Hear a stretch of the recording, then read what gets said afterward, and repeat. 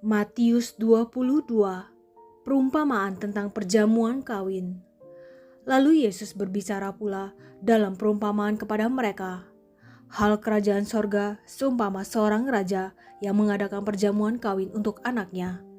Ia menyuruh hamba-hambanya memanggil orang-orang yang telah diundang ke perjamuan kawin itu.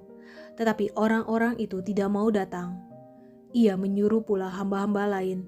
Pesannya, katakanlah kepada orang-orang yang diundang itu, sesungguhnya hidangan telah kusediakan, lembu-lembu jantan dan ternak peliharaanku telah disembelih, semuanya telah tersedia, datanglah ke perjamuan kawin ini.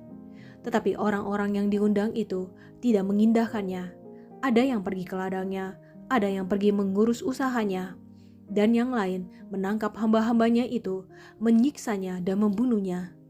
Maka murkalah raja itu, lalu menyuruh pasukannya ke sana untuk membinasakan pembunuh-pembunuh itu dan membakar kota mereka. Sesudah itu, ia berkata kepada hamba-hambanya, perjamuan kawin telah tersedia, tetapi orang-orang yang diundang tadi tidak layak untuk itu. Sebab itu, pergilah ke persimpangan-persimpangan jalan dan undanglah setiap orang yang kamu jumpai di sana ke perjamuan kawin itu. Maka pergilah hamba-hamba itu dan mereka mengumpulkan semua orang yang dijumpainya di jalan-jalan, orang-orang jahat dan orang-orang baik, sehingga penuhlah ruangan perjamuan kawin itu dengan tamu. Ketika raja itu masuk untuk bertemu dengan tamu-tamu itu, ia melihat seorang yang tidak berpakaian pesta. Ia berkata kepadanya, "Hai saudara, bagaimana engkau masuk kemari dengan tidak mengenakan pakaian pesta?" Tetapi orang itu diam saja. Lalu kata raja itu kepada hamba-hambanya, "Ikatlah kaki dan tangannya dan campakkanlah orang itu ke dalam kegelapan yang paling gelap. Di sanalah akan terdapat ratap dan kertak gigi, sebab banyak yang dipanggil, tetapi sedikit yang dipilih." Tentang membayar pajak kepada kaisar. Kemudian pergilah orang-orang Farisi. Mereka berunding bagaimana mereka dapat menjerat Yesus dengan suatu pertanyaan. Mereka menyuruh murid-murid mereka bersama-sama orang-orang Herodian bertanya kepadanya, "Guru, kami tahu engkau adalah seorang yang jujur dan dengan jujur mengajar jalan Allah, dan engkau tidak takut kepada siapapun juga, sebab engkau tidak mencari muka. Katakanlah kepada kami pendapatmu, apakah diperbolehkan membayar pajak kepada kaisar atau tidak?" Tetapi Yesus mengetahui kejahatan hati mereka itu, lalu berkata, "Mengapa kamu mencobai aku, hai orang-orang munafik? Tunjukkanlah kepadaku mata uang untuk pajak itu." Mereka membawa suatu dinar kepadanya. Maka ia bertanya kepada mereka, "Gambar dan tulisan siapakah ini?" Jawab mereka, "Gambar dan tulisan kaisar." Lalu kata Yesus kepada mereka, "Berikanlah kepada kaisar apa yang wajib kamu berikan kepada kaisar, dan kepada Allah apa yang wajib kamu berikan kepada Allah." Mendengar itu, heranlah mereka dan meninggalkan Yesus lalu pergi. Pertanyaan orang Saduki tentang kebangkitan. Pada hari itu, datanglah kepada Yesus beberapa orang Saduki yang berpendapat bahwa tidak ada kebangkitan.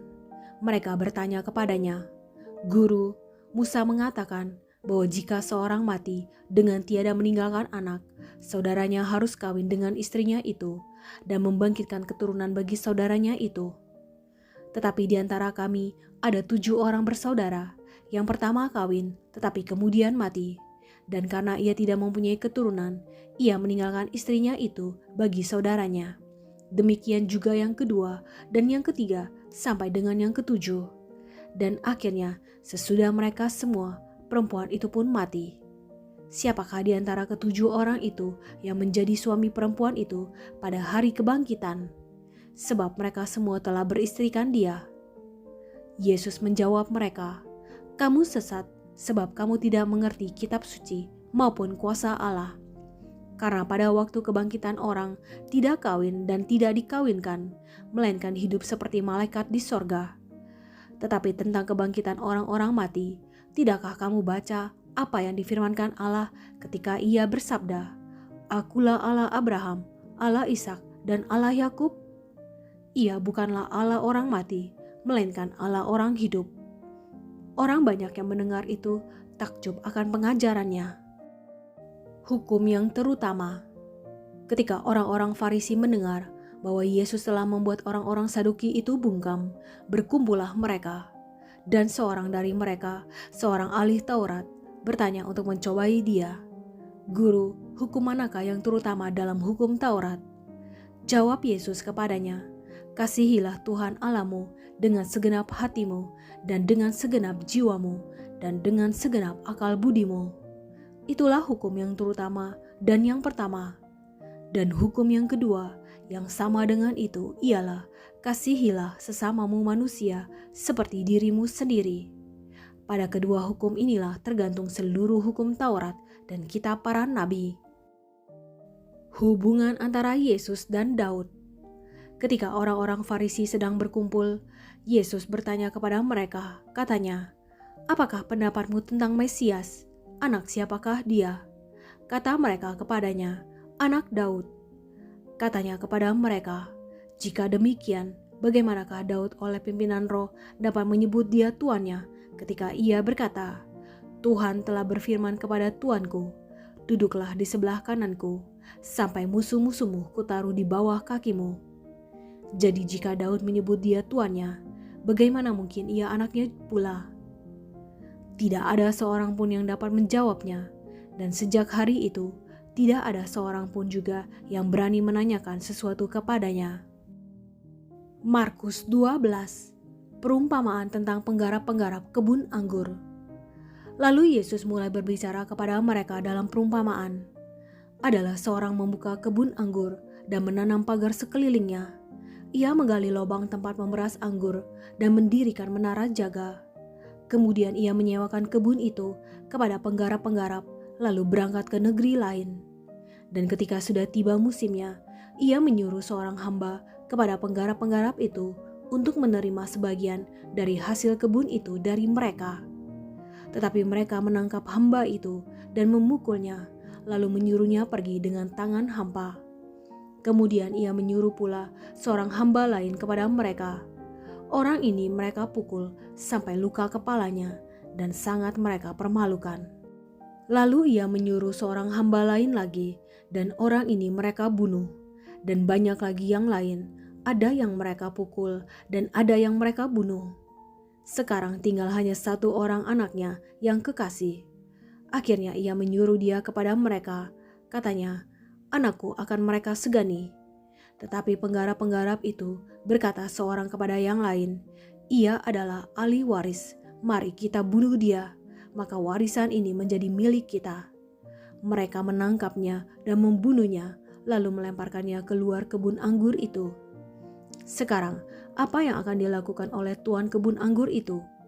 Ia akan datang dan membinasakan penggarap-penggarap itu, lalu mempercayakan kebun anggur itu kepada orang-orang lain. Tidak pernahkah kamu membaca nas ini? Batu yang dibuang oleh tukang-tukang bangunan telah menjadi batu penjuru. Hal itu terjadi dari pihak Tuhan, suatu perbuatan ajaib di mata kita. Lalu mereka berusaha untuk menangkap Yesus karena mereka tahu bahwa merekalah yang dimaksudkannya dengan perumpamaan itu. Tetapi mereka takut kepada orang banyak, jadi mereka pergi dan membiarkan dia. Tentang membayar pajak kepada Kaisar. Kemudian disuruh beberapa orang Farisi dan Herodian kepada Yesus untuk menjerat dia dengan suatu pertanyaan. Orang-orang itu datang dan berkata kepadanya, "Guru, kami tahu engkau adalah seorang yang jujur, dan engkau tidak takut kepada siapapun juga, sebab engkau tidak mencari muka, melainkan dengan jujur mengajar jalan Allah dengan segala kejujuran. Apakah diperbolehkan membayar pajak kepada Kaisar atau tidak? Haruskah kami bayar atau tidak?" Tetapi Yesus mengetahui kemunafikan mereka, lalu berkata kepada mereka, "Mengapa kamu mencobai aku? Bawalah kemari suatu dinar supaya kulihat." Lalu mereka bawa. Maka ia bertanya kepada mereka, "Gambar dan tulisan siapakah ini?" Jawab mereka, "Gambar dan tulisan Kaisar." Lalu kata Yesus kepada mereka, "Berikanlah kepada Kaisar apa yang wajib kamu berikan kepada Kaisar, dan kepada Allah apa yang wajib kamu berikan kepada Allah." Mereka sangat heran mendengar dia. Pertanyaan orang Saduki tentang kebangkitan. Datanglah kepada Yesus beberapa orang Saduki yang berpendapat bahwa tidak ada kebangkitan. Mereka bertanya kepadanya, "Guru, Musa menuliskan perintah ini untuk kita. Jika seorang yang mempunyai saudara laki-laki mati dengan meninggalkan seorang istri, tetapi tidak meninggalkan anak, saudaranya harus kawin dengan istrinya itu dan membangkitkan keturunan bagi saudaranya itu." Adalah 7 orang bersaudara. Yang pertama kawin dengan seorang perempuan dan mati dengan tidak meninggalkan keturunan. Lalu yang kedua juga mengawini dia dan mati dengan tidak meninggalkan keturunan. Demikian juga dengan yang ketiga. Dan begitulah seterusnya. Ketujuhnya tidak meninggalkan keturunan. Dan akhirnya sesudah mereka semua, perempuan itu pun mati. Pada hari kebangkitan, bila mana mereka bangkit, siapakah yang menjadi suami perempuan itu? Sebab ketujuhnya telah beristrikan dia. Jawab Yesus kepada mereka, "Kamu sesat, justru karena kamu tidak mengerti kitab suci maupun kuasa Allah. Sebab apabila orang bangkit dari antara orang mati, orang tidak kawin dan tidak dikawinkan, melainkan hidup seperti malaikat di sorga. Dan juga tentang bangkitnya orang-orang mati, tidakkah kamu baca dalam kitab Musa, dalam cerita tentang semak duri, bagaimana bunyi firman Allah kepadanya, 'Akulah Allah Abraham, Allah Ishak, dan Allah Yakub.' Ia bukanlah Allah orang mati, melainkan Allah orang hidup. Kamu benar-benar sesat." Hukum yang terutama. Lalu seorang ahli Taurat yang mendengar Yesus dan orang-orang Saduki bersoal jawab dan tahu bahwa Yesus memberi jawab yang tepat kepada orang-orang itu, datang kepadanya dan bertanya, "Hukum manakah yang paling utama?" Jawab Yesus, "Hukum yang terutama ialah, dengarlah, hai orang Israel, Tuhan Allah kita, Tuhan itu Esa. Kasihilah Tuhan Allahmu dengan segenap hatimu, dan dengan segenap jiwamu, dan dengan segenap akal budimu, dan dengan segenap kekuatanmu. Dan hukum yang kedua ialah, kasihilah sesamamu manusia seperti dirimu sendiri. Tidak ada hukum lain yang lebih utama daripada kedua hukum ini." Lalu kata ahli Taurat itu kepada Yesus, "Tepat sekali, Guru, benar katamu itu, bahwa Dia Esa, dan bahwa tidak ada yang lain kecuali Dia. Memang mengasihi Dia dengan segenap hati, dan dengan segenap pengertian, dan dengan segenap kekuatan, dan juga mengasihi sesama manusia seperti diri sendiri adalah jauh lebih utama daripada semua korban bakaran dan korban sembelihan." Yesus melihat bagaimana bijaksananya jawab orang itu, dan ia berkata kepadanya, "Engkau tidak jauh dari kerajaan Allah." Dan seorang pun tidak berani lagi menanyakan sesuatu kepada Yesus. Hubungan antara Yesus dan Daud. Pada suatu kali ketika Yesus mengajar di bait Allah, ia berkata, bagaimana ahli-ahli Taurat dapat mengatakan bahwa Mesias adalah anak Daud? Daud sendiri oleh pimpinan Roh Kudus berkata, "Tuhan telah berfirman kepada Tuanku, duduklah di sebelah kananku, sampai musuh-musuhmu kutaruh di bawah kakimu." Daud sendiri menyebut dia tuannya, bagaimana mungkin ia anaknya pula? Orang banyak yang besar jumlahnya mendengarkan dia dengan penuh minat. Yesus menasihatkan supaya hati-hati terhadap ahli-ahli Taurat.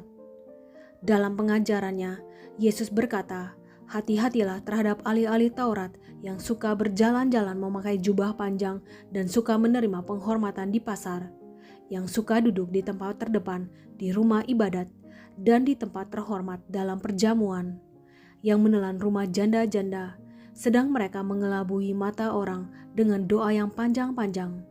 Mereka ini pasti akan menerima hukuman yang lebih berat. Persembahan seorang janda miskin. Pada suatu kali, Yesus duduk menghadapi peti persembahan dan memperhatikan bagaimana orang banyak memasukkan uang ke dalam peti itu. Banyak orang kaya memberi jumlah yang besar. Lalu datanglah seorang janda yang miskin dan ia memasukkan 2 peser, yaitu 1 duit.